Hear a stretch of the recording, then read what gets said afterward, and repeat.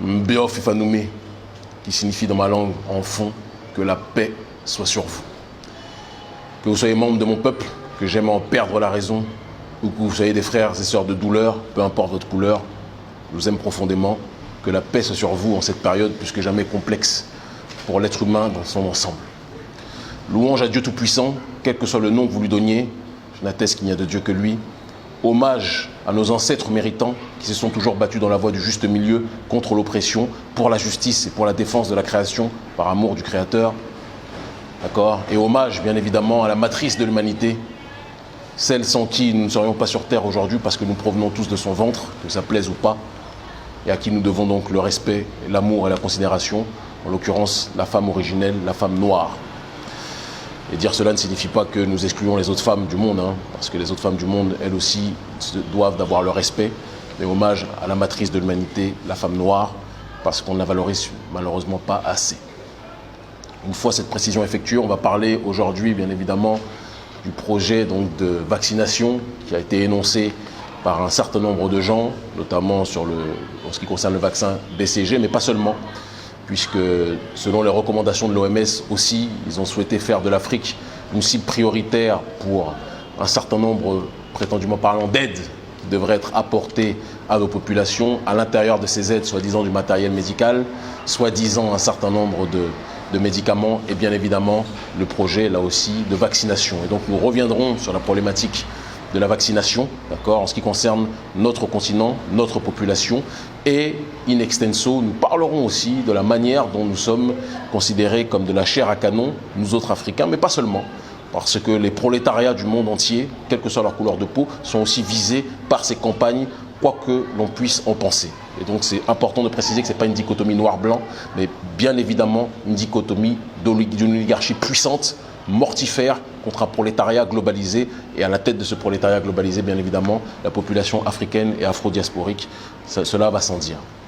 Mais avant toute chose, si vous le permettez, j'aimerais rendre hommage, parce que la plus belle des paroles, c'est l'action. Rendre hommage à mon ONG, à notre ONG, aux membres de notre ONG, nous tous, qui, un peu partout en Afrique francophone, sont aujourd'hui en train de se mobiliser pour la distribution de kits sanitaires au péril de nos vies et de nos santé. C'est important de le préciser. Au péril de nos vies et de nos santé.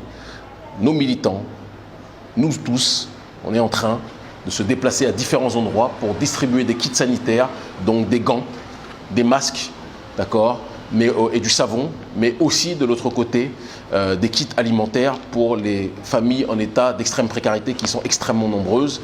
Donc nos militants, qu'ils soient du côté par exemple du Burkina Faso, vous allez voir à l'écran apparaître nos militants là en train de distribuer un certain nombre de kits sanitaires depuis un certain nombre de temps. De l'autre côté aussi en Côte d'Ivoire, notre ONG est sur ce front-là, sur ce terrain-là, aussi précisément du côté du Mali, il faut le préciser, d'accord, aussi du côté de RDC, aussi du côté du Sénégal, les autres antennes vont suivre, d'accord, dans les différents pays d'Afrique francophone.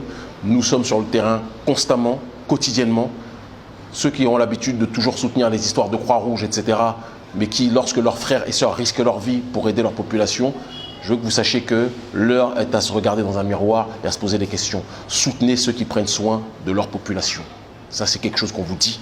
Notre ONG, depuis le départ, est présente sur le terrain depuis un certain nombre d'années, que ce soit pour la lutte contre l'esclavage des Noirs en Mauritanie, que ce soit pour la question de la France-Afrique, du franc CFA et du néocolonialisme. Tout le monde sait le succès de notre travail politique sur le terrain en Afrique francophone et dans la diaspora. Et donc, nous vous demandons aussi de penser à être solidaires de ceux qui risquent leur vie sur le terrain. Nous y reviendrons. Une fois ceci précisé, il est important de revenir sur un passage qui a ému beaucoup de gens, d'accord, mais qui, pour un certain nombre d'entre nous, ne nous a pas surpris quand on connaît la nature de cette oligarchie mortifère et financière, prédatrice, d'accord, un passage qui a été diffusé, que nous vous montrons ici. Est-ce qu'on ne devrait pas faire cette étude en Afrique, où il n'y a pas de masque, pas de traitement, pas de réanimation, un peu comme c'était d'ailleurs pour certaines études en SIDA, où chez les prostituées, on essaye des choses parce qu'on sait qu'elles sont hautement exposées et elles ne se protègent pas. Qu'est-ce que vous en pensez? Alors vous avez raison, et d'ailleurs on est en train de réfléchir en parallèle à une étude en Afrique justement pour faire ce même type d'approche avec le BCG, un placebo. Je pense qu'il y a un appel d'offres qui est sorti, il va sortir. Donc dans ce passage, on a deux professeurs en médecine, à moins que ce soit un médecin, un professeur, le temps nous le dira, à la limite, là n'est pas le plus important, d'accord, mais qui sont en train d'évoquer que parallèlement aux tests qui vont être faits à différents endroits en Occident, parmi le prolétariat, et c'est pour ça que je vous dis que ce n'est pas une question de noir contre blanc ou de blanc contre noir, c'est une question de puissants contre des pauvres. Et bien évidemment, quand on parle de pauvreté à l'échelle du globe, ceux qui sont les populations les plus pauvres, parce que appauvris par les institutions internationales, c'est la population africaine, mais sachez bien sûr que les prolétariats occidentaux, eux aussi, et d'autres peuples de l'humanité, vont être en priorité, eux aussi, visés. Dans cet exemple, dans cette illustration, ils nous montrent leur visage de la manière la plus putréfiée possible, en nous expliquant que parce que nous sommes démunis de tout, en gros, il serait positif que de la même façon qu'il y a eu des tests qui ont été effectués sur les prostituées qui n'ont rien demandé, d'accord, par rapport au sida, et bien de la même façon, il serait intéressant d'effectuer des tests pour la population africaine en ce qui concerne le Covid-19. Nous nous souviendrons bien évidemment de leurs propos, mais on ne peut pas passer notre temps à se larmoyer. Il faut qu'on soit aussi dans une démarche d'analyse rétrospective, d'accord, pour comprendre exactement la manière dont ces grands groupes pharmaceutiques opèrent. Il faut savoir que dans toute guerre, il y a toujours deux lobbies qui sont les premiers à se remplir les poches et à se faire de très très très grandes fortunes. C'est le lobby des armes dans les guerres, d'accord, et la banque.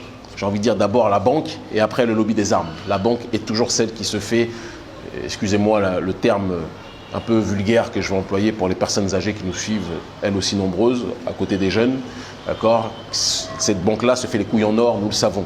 Et parallèlement donc à cette banque-là, il y a bien évidemment donc le lobby des armes. Il se trouve que dans la guerre bactériologique que nous connaissons aujourd'hui, et je renvoie ceux qui veulent en savoir plus à nos chroniques précédentes sur cette thématique, dans cette guerre bactériologique, le lobby des armes se nomme le lobby pharmaceutique.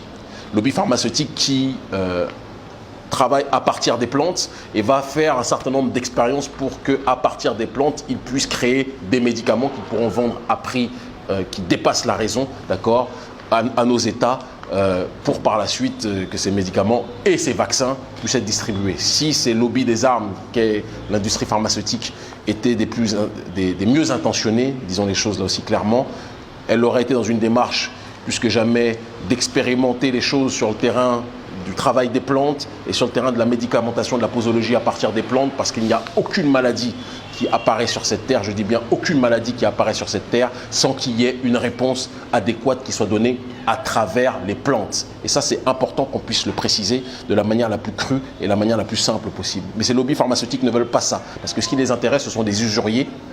Ce qui les intéresse, c'est le profit, c'est l'accumulation du gain. C'est, même si la population doit mourir en tant que telle, parce que la plupart de ces lobbies pharmaceutiques ont déjà un certain nombre de réponses à partir des plantes qui peuvent être données pour lutter contre ce virus-là en tant que tel, mais non, ça ne les intéresse pas. Eux, ce qu'ils veulent faire, c'est la spéculation, faire monter les tarots, faire monter les enchères, et donc par conséquent proposer de la manière la plus chère possible des produits à nos États. Et donc, il faut qu'on puisse dresser un petit rappel. Je ne sais pas si certains d'entre vous se rappellent, parce que c'est important là aussi de le préciser, d'accord, du vaccin RTSS, qui est un vaccin qui a été programmé contre la malaria, contre le paludisme, qui produisait un certain nombre d'effets secondaires violents et qui a été administré sur un certain nombre de jeunes, d'enfants, de bébés en Afrique. C'est un crime contre l'humanité, ce genre de choses-là. Ces gens-là prennent nos populations comme des cobayes, ces gens-là prennent nos populations comme des cimetières à ciel ouvert en tant que tels, sur lesquels ils peuvent se permettre de tout faire. Le but, c'est bien évidemment, comme on le rappelle de manière systématique, la réduction de la population par le biais du malthusianisme, mais en même temps la montée des enchères par le biais donc de la vente de ces armes que sont donc leurs médicaments créés par leurs soins. Et donc, le vaccin RTSS, il y a eu aussi, bien évidemment, et ça c'est quelque chose qui a été encore plus un drame, le Prevnar, vaccin censé donc lutter contre les pneumocoques, sauf que le problème c'est que ça peut lutter contre 7 à 13 pneumocoques, mais sur les 73 autres ou les 70 autres restants, il y a environ 80 pneumocoques généralement qui sont présents en termes de souche, d'accord. Et sur les autres restants, donc bien évidemment ces vaccins n'ont aucune utilité, aucun intérêt, et bien au contraire ça renforce les autres souches de pneumocoques en tant que telles, et donc ces vaccins ont des effets secondaires pires que la maladie même initiale. Mais ils vous les administrent et les ont administrés sur bon nombre de populations africaines depuis un certain nombre d'années sans que cela puisse attiré l'attention malheureusement du grand nombre. Mais aujourd'hui, la population se réveille. Et donc l'éducation, la connaissance de soi et la connaissance de notre environnement doit être une donnée fondamentale pour qu'on comprenne le monde dans lequel nous vivons. Je souris parce qu'il y a quelque temps, peu de jours encore, certains parmi les nôtres, dans le showbiz, des entités très fragiles, parlaient de complotisme lorsque l'on disait qu'il y a une guerre qui est menée contre les populations, contre la population africaine, mais aussi contre les prolétariats occidentaux de manière générale. Et ça, quand on disait cela, on était traité de fous, on était traité d'extrémistes. Quand on disait qu'il y a une guerre de l'oligarchie financière occidentale qui travaille en concubinage incestueux avec la population élitiste, l'oligarchie africaine, on était là aussi traité d'extrémistes, de racistes, etc. Et ce sont ces mêmes personnes qui aujourd'hui, avec une sorte de veste réversible, commencent à jouer les personnes outrées parce qu'ils voient qu'aujourd'hui les choses ne peuvent plus être cachées et que les personnes visées, l'oligarchie financière et les apôtres du lobby pharmaceutique ne se cachent plus de dire les choses telles qu'elles les pensent et telles qu'elles les projettent. Et c'est Jacques Attali qui disait aussi, rappelons-le, il y a quelques années, que si le gouvernement mondial, et ça ce n'est pas du complotisme là encore, c'est vérifiable et je vous en supplie, je vous demande à tous de vérifier, si le gouvernement mondial ne peut pas passer par un accord des populations, d'accord, ça passera par le biais de pandémies. Et par le biais de pandémies, et in extenso, là c'est nous qui extrapolons, par le biais aussi de distribution d'un certain nombre de médicaments et de vaccins qui pourront faire comprendre à la population qu'elle doit marcher tel un seul homme dans une seule et même direction, sous un seul et même gouvernement mondial. Mais les populations aujourd'hui ont compris que les élites se délitent et que les élites sont les pires ennemis en réalité de l'intérêt des peuples. Et c'est pour ça que la question de la souveraineté populaire, en ce début du XXIe siècle, doit revenir plus que jamais. Je vous rappelle aussi le scandale Pfizer. Je pense que vous êtes tous au courant. J'encourage tout le monde à se renseigner parce que le but, ce n'est pas de donner du poisson, mais d'apprendre à chacun à pêcher. Vous avez tous Internet. Renseignez-vous sur le scandale Pfizer et les vaccins à travers justement cette lunette, d'accord, qui ont été effectuées à travers cet angle, qui ont été effectuées. Un scandale économique, un scandale sanitaire qui dépasse l'entendement. Rappelons aussi, si on doit parler de scandale, l'administration justement du sida par le biais d'un certain nombre de vaccins au sein de nos populations africaines dans le but de détruire nos populations. You mentioned actively spreading AIDS? There was a unit in from CIMA that one of the things was that we went into African countries. And how was that done exactly? Through inoculation. Through vaccines? Yeah, through vaccines. Pretending to inoculate people and that type of thing. The idea being to kill black people? Yeah, to eradicate black people. You must understand the concept was that AIDS was a killer. It was incurable at that point in time. So it was led to believe that if you infected people, it was the quick, non-militaristic approach to eliminate black people. Il y a une guerre qui est entamée depuis un certain nombre de temps par l'oligarchie financière qui n'a pas de couleur parce qu'elle a aussi bien au sein de cette oligarchie des blancs que des noirs, que des arabes, que des gens de toutes couleurs qui ont décidé de détruire, de réduire la population prolétarisée, la population africaine en priorité, mais aussi les prolétariats du monde entier, quelle que soit leur couleur de peau. Et c'est pour ça qu'on ne doit pas être dans une question de guerre, de couleur aujourd'hui, mais plus que jamais dans une guerre sociale, lutte sociale, résistance de nos populations contre l'oligarchie. Nous le disons sous une perspective africaine, bien évidemment en priorité, mais nous parlons pour les gens, quelle que soit leur couleur de peau, qui sont opposés en réalité à ce cancer oligarchique que nous connaissons. Et donc les réponses à apporter à cela sont claires et explicites. Notre ONG Urgence panafricaniste a commencé à lancer une campagne de sensibilisation de la population parce que nous devons nous rappeler que sur le terrain, nos populations, bon nombre des nôtres, ne sont pas alphabétisées dans une acception occidentale. On peut parler 10 000 langues, ça aussi il faut le préciser, mais on n'a pas forcément l'alphabet occidental qui n'est pas non plus l'alpha et l'oméga de la connaissance. Mais du coup, un certain nombre des nôtres peuvent ne pas être au courant du risque qu'engendre justement la problématique et de ces virus, mais surtout la problématique aussi de ces vaccins. Et donc il doit y avoir une campagne de sensibilisation qui doit être donnée pour la distribution de kits sanitaires. C'est ce que nous faisons depuis un certain nombre de temps, d'accord. Dans les différents pays que nous avons évoqués, nous les remonterons là, et nous les remonterons là plus que jamais parce que c'est important de les exposer, d'accord. Et parallèlement à cette démarche-là, à cette campagne, distribution aussi de kits alimentaires, parce que la meilleure façon de nous préserver, de nous prévenir, c'est qu'il y ait le moins possible de sorties. Mais étant donné que dans nos pays, il n'y a que des économies informelles, on ne peut pas être dans une histoire de confinement comme ça se passe en Occident et par conséquent, il faut qu'il y ait un soutien, même si les gens ne peuvent pas être confinés, un soutien sanitaire, un soutien alimentaire et aussi, nous le précisons et nous le rappelons, une sensibilisation de masse pour pousser nos populations à refuser le vaccin. Nous parlons concrètement, nous ne sommes pas dans les grands langages en direct de salons parisiens ou de salons londoniens ou quoi que ce soit. Nous sommes sur le terrain en Afrique, nos troupes sont déployées, nous disons soutenez-nous dans nos campagnes de sensibilisation et de distribution de kits sanitaires. Ceux qui peuvent envoyer des kits alimentaires, faites-le. Ceux qui peuvent envoyer des kits sanitaires à l'ONG Urgence Panafricaniste, faites-le. Ou ceux qui ont compris qu'ils ne peuvent, là où ils ne sont pas envoyés, quoi que ce soit, soutenez financièrement notre campagne de sensibilisation sur le terrain, d'accord ? Plutôt que de donner, comme beaucoup des nôtres ont l'habitude de le faire, à toutes les communautés, à l'exception de la nôtre, parce que malheureusement, dans notre communauté, l'homme noir ne fait pas confiance à l'homme noir. L'homme noir a toujours un problème avec l'homme noir, et ça, c'est un problème de fond qui doit être corrigé urgemment si on veut être capable d'avancer. Donc là, il y aura un lien sur ce poste-là, d'accord, pour que les personnes qui veulent nous soutenir l'ONG Urgence Panafricaniste puissent le faire de la manière la plus fluide, de la manière la plus claire possible.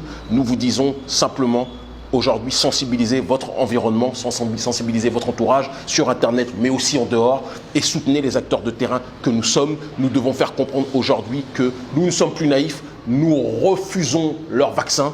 On ne va pas rappeler aussi le lien entre les vaccins qui peut exister et l'autisme. Certaines communautés scientifiques vont dire que ce n'est pas avéré, et d'autres scientifiques, au contraire, vont vous dire qu'il y a des liens fortement engagés entre les vaccins qui sont proférés aux populations et la maladie de l'autisme en tant que telle. Et tous ceux qui connaissent ce drame-là savent que les vaccins, ce n'est pas un jeu, et donc il faut qu'il y ait un mouvement planétaire, continental africain, mais pas seulement, aussi en Occident, contre la vaccination de masse de 1 et contre l'administration de médicaments qui sont donnés au déni de nos médecines traditionnelles, au déni de nos médecines en tant que telles. Je lance un appel aussi, parce que tout le monde parle du professeur Raoult qui fait un travail honorable en France, et tant mieux pour lui. Il y a aussi de l'autre côté, en Afrique, un professeur, le professeur Valentin Agon, qui a travaillé sur un médicament qui se nomme l'apivirine, qui a été testé sur un certain nombre de patients au Burkina Faso et qui donne pour l'instant de très bons résultats. D'accord ? Nous devons soutenir nos médecins qui travaillent de manière rigoureuse, de manière scientifique et de manière juste, désintéressée, non pas en servant le serment d'Hippocrate, mais en servant le serment d'Hippocrate, d'accord, donc qui sont dédiés au peuple et non pas à l'industrie pharmaceutique en tant que telle. Soutenons ces derniers et soutenons les urgentistes de la cause, l'ONG Urgence Panafricaniste, notre ONG qui se bat sur le terrain contre ce drame humain, d'accord, qui est à la fois cette maladie du Covid-19 et à la fois ce drame humain que sont ces vaccins que l'oligarchie, que l'OMS, que l'Organisation mondiale de la santé prévoit de disposer au sein de nos populations. Et je précise une chose, parce que l'ONU et l'OMS ont, soi-disant dans un élan de cœur, tout comme Macron et les autres présidents du G20, ont déclaré qu'il faut aider l'Afrique. Et donc ils veulent acheminer des médicaments. Ils ne sont pas capables de soigner les leurs en Occident, mais c'est l'Afrique qu'ils veulent soigner. Nous, on prône l'autodétermination. Mais vous voulez nous aider ? Plutôt que de nous parler d'aider soi-disant en envoyant des médicaments qui, connaissant votre nature, si ça ressemble à ce que vous avez fait en Amérique du Nord avec les Indiens lorsque vous avez distribué des couvertures avec la variole, on a envie de vous dire que vos soins, on n'en a pas trop envie. Par contre, ce que vous pouvez faire, c'est annuler la dette. Parce que c'est la dette qui pousse nos États dans cette extrême paupérisation. C'est la dette qui pousse nos États justement à être dans un état de sous-médicamentation. C'est la dette qui pousse nos États à être dans un état de clochardisation sanitaire. Annulez la dette si vous voulez aider l'Afrique. Mais arrêtez de nous dire que vous voulez nous aider en nous donnant des miettes alors que vous n'êtes même pas capable de sauver vos propres populations. Donc soutenez l'ONG Urgence Panafricaniste, soutenons ceux qui sont sur le terrain, soutenez-nous au quotidien, dans le combat que nous menons. Arrêtons les longues paroles et soyons dans l'action, plus que jamais. C'est l'unité parmi les nôtres qui permettra de mieux nous unir avec le reste de l'humanité de 1. Et c'est l'unité des prolétariats, quelle que soit leur couleur de peau, qui permettra de mieux résister aux diktats de l'oligarchie capitaliste, de l'oligarchie néolibérale de manière générale. L'Afrique libre ou la mort, nous vaincrons. L'unité des prolétariats, qu'ils soient d'Afrique, qu'ils soient d'Occident, qu'ils soient du Moyen-Orient, qu'ils soient d'Amérique du Sud ou autres, nous permettra de résister là aussi. Tenons bon. Séparés, nous sommes faibles. Unis, nous sommes un point et nous sommes imbrisables. ils finiront par comprendre. Merci infiniment. Mettre les producteurs locaux au devant de la scène dans un contexte de mondialisation, c'est la devise du Centre PANAF, un centre qui s'est donné pour objectif de valoriser des produits 100% africains afin d'atteindre une autosuffisance du continent noir. Cette initiative d'envergure internationale vient du leader de l'ONG Urgence panafricaniste. Le Centre PANAF, c'est l'assemblage d'un restaurant panafricaniste, un supermarché et une boutique de mode panafricaniste où tous les produits africains et afro-diasporiques sont acceptés. Mais les critères de sélection sont de normes internationales. Bonjour à tous, vous êtes nombreux à vous poser la question, où est-ce que Kémy Séba s'habille? Mais comme papa n'a pas trop la tête à faire la communication pour tout ce qui n'est pas politique, il faut que sa fille s'en charge. Il se fait habiller par la marque de vêtements EIC Créaction, qui se trouve au centre PANAF, pour ceux qui sont à Cotonou. Mais pour ceux qui ne le sont pas, vous pouvez nous contacter à ce numéro que voici, ou à cette adresse email. C'était tout. Au revoir.